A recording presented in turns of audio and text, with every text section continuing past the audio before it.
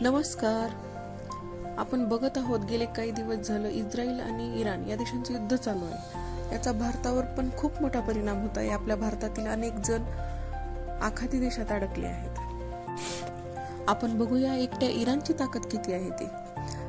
गेल्या 2 दशकात इराणने स्वदेशी शस्त्र निर्मित मोठी गुंतवणूक केली. अनेक क्षेपणास्त्र इराण स्वतः तयार करतो. फतेह 110 हे त्याचं प्रमुख उदाहरण आहे. हे क्षेपणास्त्र इराणच्या शस्त्रसाठ्यातील महत्त्वाचं क्षेपणास्त्र मानलं जातं. याशिवाय रात 500 हे आणखी एक प्रगत क्षेपणास्त्र इराणकडे आहे. फतेह या क्षेपणास्त्राचं विकसित रूप मानलं जातं. या क्षेपणास्त्राची मारक क्षमता सुमारे 500 किलोमीटर पर्यंत आहे. याशिवाय इराणचे रशिया, चीन, उत्तर कोरिया आणि बेलारूस हे लष्करी भागीदार आहेत.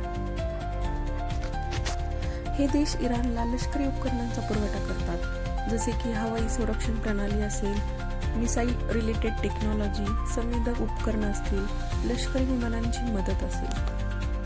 यामुळेच इराण हे पॉवरफुल कंट्रीमध्ये गणलं जातं. हा सगळा खेळ अमेरिकेचा आहे. अमेरिका जगावर राज्य करू पाहत आहे. या सगळ्यांमध्ये भारताची भूमिका शांत आहे. तुम्हाला काय वाटतं? भारताने सीजफायर आणायला पाहिजे का? जसं की भारत-पाक युद्धामध्ये अमेरिकेने आणला होता. या युद्धामध्ये भारताची काय भूमिका असायला पाहिजे? नक्की कमेंट करून सांगा.